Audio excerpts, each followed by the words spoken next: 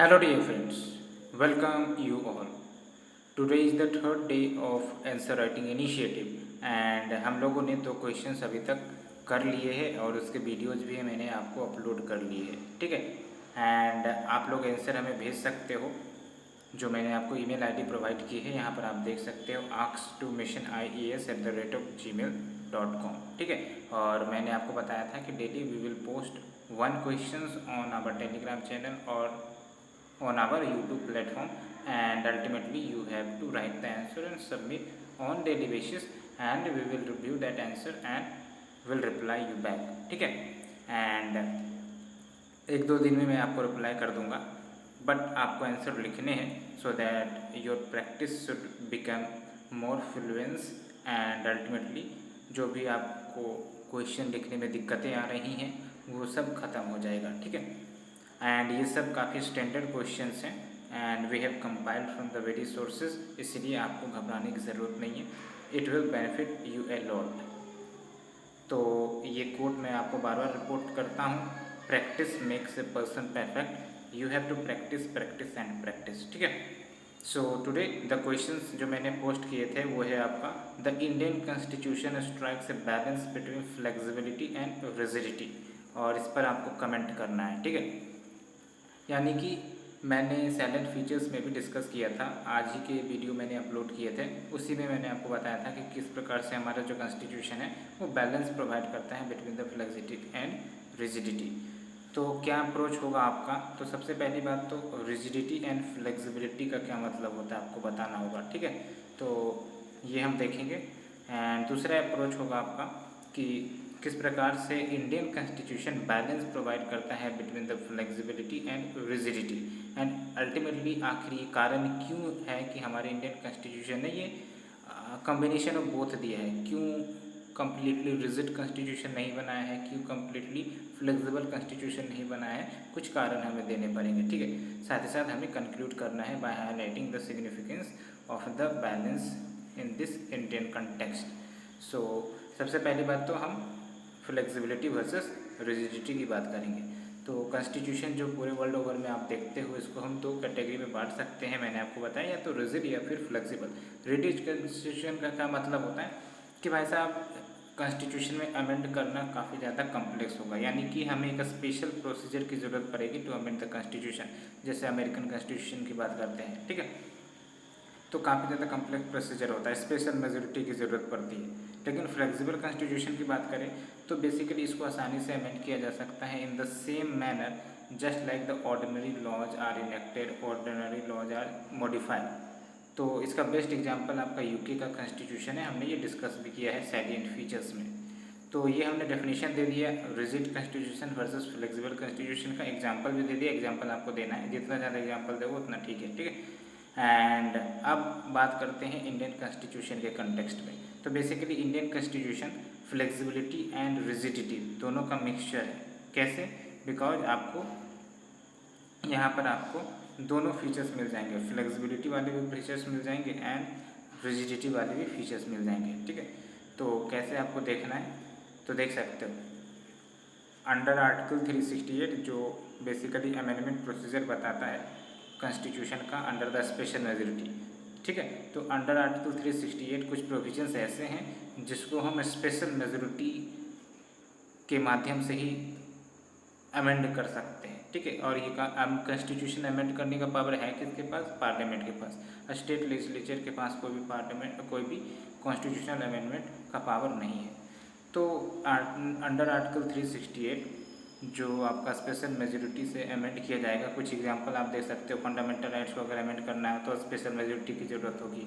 उसी प्रकार से टीपीएसपी को अमेंड करना हो तो फिर आपका स्पेशल मेजोरिटी की ज़रूरत पड़ेगी। लेकिन under article 368 itself there is some more complex provision कि एक तो आपको स्पेशल मेजोरिटी तो चाहिए ही चाहिए, साथ ही साथ रेक्टिफिकेशन चाहिए हाफ ऑफ द स्टेट्स का, यानी कि जो भी टोटल स्टेट्स है minimum 50% of the state should ratify that amendment bill, ठीक है। तो उसके तहत आपका अमेंडमेंट कंसिडर किया जाएगा, ठीक है। यानी कि मैं कहना सिंपली ये चाह रहा हूँ कि 368 जो आर्टिकल है आपका संविधान का, इसके तहत जो संविधान को संशोधन करना है, इसके दो तरीके हैं। एक तो स्पेशल मेजोरिटी तो है ही है, और ये majority, special majority, simple majority क्या है, हम नेक्स्ट पॉलिटी के लेक्चर सीरीज में डिस्कस करने वाले हैं, ठीक है, इसलिए आपको पेशेंस रखना है। तो एक तो हो गया स्पेशल मेजोरिटी, और दूसरा हो गया आपका special majority plus 50% ratification of the total state, यानी कि जो टोटल स्टेट्स हैं उसमें से 50% स्टेट्स को रेटिफाई करना पड़ेगा अमेंडमेंट बिल, ठीक है। तो ये बातें होगी। तो एग्जांपल के तौर पर जहाँ पर आपको स्टेट का रेटिफिकेशन भी ज़रूरी है, जैसे for example union and state के जो एग्जीक्यूटिव पावर है उसमें अगर कुछ बदलाव करना है, या फिर 7th शेड्यूल जो डिवीज़न ऑफ सब्जेक्ट्स की बात करता है between the centre and the state, उसमें कुछ बदलाव करने की बात है, या फिर पार्लियामेंट का जो पावर दिया गया है to amend the constitution and its procedure, इसी में अगर बदलाव करने की बात है तो डेफिनेटली यहाँ पर स्टेट के तरफ से भी रेटिफिकेशन चाहिए, और टोटल जो है आपका मिनिमम 50% स्टेट्स रेटिफाई करने चाहिए। जैसे अभी 28 स्टेट्स है ना, तो यहाँ पर आपको मिनिमम 14 स्टेट्स का रेटिफिकेशन ज़रूरी होगा, ठीक है, ये ध्यान रखना है आपको। तो ये बातें हो गई।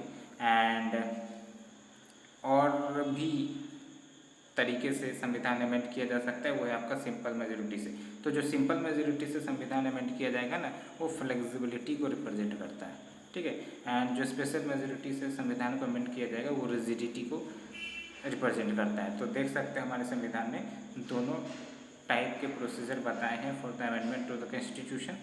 एंड सिंपल मेजोरिटी से हम क्या कर सकते हैं, यानी कि पार्लियामेंट क्या कर सकता है, ऑर्डिनरी लेजिस्लेटिव प्रोसेस के माध्यम से संविधान का संशोधन कर सकता है। जैसे हमने आपको बताया था, अगर हमें न्यू स्टेट्स को इस्टेब्लिश करने की बात हो, ठीक है, या फिर स्टेट्स के बाउंड्रीज या फिर स्टेट्स के नेम चेंज करने की बात हो, तो हम सिंपल मेजोरिटी से कर सकते हैं। That will be not considered as an amendment under article 368, ठीक है। तो ये हमने टोटल डिस्कस किया। तो यहाँ पर हमने सिंपली किस प्रकार से संविधान ने रिजिड फीचर्स भी प्रोवाइड किए हैं एंड फ्लेक्सिबल फीचर्स भी प्रोवाइड किए हैं, we have discussed all these. And अगर हम बात करें आखिर कारण क्या है, why there is a synthesis of flexibility and rigidity in the Indian constitution, क्यों संविधान निर्माताओं ने पूरी फ्लेक्सिबिलिटी नहीं दी या फिर पूरी रिजिडिटी नहीं कर दी लाइक द अमेरिकन कॉन्स्टिट्यूशन, तो उसके कुछ कारण हैं। पहली बात तो ये कि जो makers of the Indian constitution है उनको पूर्णतः पता था कि सोसाइटी जो है वो समय के अनुसार चेंज होती है। तो जाहिर सी बात है, सोसाइटी जब चेंज होती है समय के साथ, तो कुछ ऐसे प्रोविजन संविधान में हो सकते हैं जो आने वाले समय में फॉल्टी हो जाए फिर ऑब्सोलीट हो जाए। इसलिए जब भी ऐसे कुछ मॉडिफिकेशंस की ज़रूरत पड़ेगी इंडियन सोसाइटी को, ठीक है, इंडिया एज ए नेशन को, तो वो चाहते थे कि कॉन्स्टिट्यूशन का अमेंडमेंट आसानी से हो जाए। दैट्स वाई यहाँ पर आपका फ्लेक्सिबल फीचर्स कहीं कहीं आप देखते हो, ठीक है। जैसे आपको बता दें, इस्टेब्लिशमेंट ऑफ स्टेट्स, ये समय समय पर चेंज हो सकते हैं, डिमांड है ना। एग्जाम्पल भी है कि आपका 1951 में स्टेट्स की संख्या कम थी, 1956 में स्टेट की संख्या क्या थी, एंड अभी आप देख सकते हो 28 स्टेट्स हैं, है ना। इवन 2 साल 3 साल पहले 29 स्टेट्स हुआ करते थे। तो इन सब कारणों से भी फ्लेक्सिबिलिटी के प्रोविजन डाले गए हैं। या फिर यूँ कह सकते हो, एक और एग्जांपल 9th शेड्यूल जो ऐड किया गया फर्स्ट कॉन्स्टिट्यूशनल अमेंडमेंट एक्ट के माध्यम से, ठीक है, ये भी इम्पोर्टेंट है। फर्स्ट कॉन्स्टिट्यूशनल अमेंडमेंट एक्ट के माध्यम से 9th शेड्यूल ऐड किया गया, जिसके तहत ऐसे कुछ लॉ इस शेड्यूल में डाले जा सकते हैं कि अगर वो लॉ कंट्राडिक्ट करता है कुछ फंडामेंटल राइट्स को, तो भी वो लॉ वॉइड नहीं डिक्लेयर किया जाएगा जुडिशरी के द्वारा। तो ये बेसिकली 9th शेड्यूल का जो बेसिक प्रोविजन है वो कहता है, ठीक है। तो इसका मतलब क्या है कि कोई लॉ लेट से अभी पार्लियामेंट बनाती है, उसको 9th शेड्यूल में डाल देती है, तो सिंपली हमें संविधान को संशोधन नहीं करने की ज़रूरत होगी, आराम से वो 9th शेड्यूल में ऐड हो जाएगा, ठीक है। एंड द सेकेंड रीज़न जो बताए जाते हैं फ्लेक्सिबिलिटी के, वो ये है कि कुछ ऐसे प्रोविजंस थे हमारे संविधान में जो टेम्पररी नेचर के थे, जाहिर सी बात है जब टेम्प्रोरी नेचर की होंगी तो समय के बाद, कुछ समय के बाद उसको ख़त्म किया जा सकता है, उसको अल्टर किया जा सकता है वंस पार्लियामेंट डिसाइड्स सो। ठीक है, जैसे एग्जांपल देख लो, शुरुआती समय में प्राइवेट पर्स जैसी चीज़ें हुआ करती थी। प्राइवेट पर्स क्या है, जैसे जो प्रिंसिपल स्टेट्स हुआ करते थे ना, जब वो इंटीग्रेट हुए इंडिया में तो उनको एक प्रकार से एग्रीमेंट किया गया कि भाई साहब आप मेरे साथ जुड़ जाइए, बदले में हम आपको एक लमसम अमाउंट दिया करेंगे ईयरली बेसिस पर, जो भी हो, जो भी आपका टैक्स फ्री होगा अल्टीमेटली। ठीक है, एक प्रकार से फाइनेंशियल एड दिया जाएगा अगर आप हमारे साथ इंटीग्रेट होते तो अल्टीमेटली इंदिरा गांधी की गवर्नमेंट ने प्राइवेट पर्स को एंड किया था। ठीक है, 26 कॉन्स्टिट्यूशन अमेंडमेंट एक्ट के माध्यम से।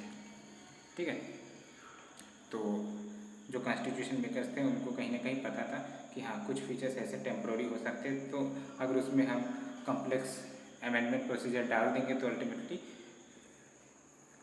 वो ज़्यादा दिक्कत करेगा। ठीक है, तो ये बातें हो गई। साथ ही साथ देख सकते हो the same time Indian constitution was featured with federal polity. तो आपको ही पता है ना, जब इंडियन कॉन्स्टिट्यूशन की हम बात करते हैं तो फेडरल पॉलिटी को रिप्रेजेंट करता है, इसीलिए जो राइट्स है, पावर है स्टेट की, वो चेंज ना हो without the consent of the states, इसलिए यहाँ पर रिजिड फीचर्स की बात की गई है ना। तो अगर फेडरल पॉलिटी को अगर चेंज करना हो, अगर आसानी से चेंज हो जाएगा तो वो आपका फेडरल पॉलिटी को कहीं ना कहीं रिप्रेजेंट नहीं कर पाएगा। ठीक है, तो ये बातें हो गई। इसीलिए आप देखो कि कुछ ऐसे प्रोविजंस हैं जहाँ पर हमें स्टेट का भी कंसेंट लेना पड़ता है for amendment to the constitution. ठीक है, उसी प्रकार से कुछ ऐसे फीचर्स हैं जैसे sovereignty, secularism, unity and integrity, judicial independence, जो काफ़ी महत्वपूर्ण है to the spirit of the constitution. That's why हमारे कॉन्स्टिट्यूशन मेकर्स ने रिजिड प्रोविजंस दिए हैं regarding the amendment of these। ठीक है, and ultimately these considerations led to the different ways of amending the constitution। तो या तो सिंपल मेजोरिटी से, या फिर स्पेशल मेजोरिटी, या फिर special majority with the consent of the states. ठीक है, तो हम कंक्लूजन लिख सकते हैं, दस Indian constitution is formed on the bedrock of balance between rigidity and flexibility, because Indian constitution आपको फ्लेक्सिबल ऑप्शन भी देता है, रिजिड ऑप्शन भी देता है, विच डिपेंड्स ऑन कि भाई साहब जो बेसिक फीचर्स से हमारे संविधान का वो अल्टीमेटली बना रहे। ठीक है, and it responds to the changing times and ensures and evolving and thriving Indian democracy. ठीक है, दैट्स व्हाई हम इंडियन कॉन्स्टिट्यूशन को लिविंग डॉक्यूमेंट भी कहते हैं। ठीक है, so friends, we have discussed all the questions and the approach. आप अपने आंसर्स भेज सकते हो ultimately, and we will discuss the day 4 questions of the polity, so be patient. Thank you friend, thank you very much.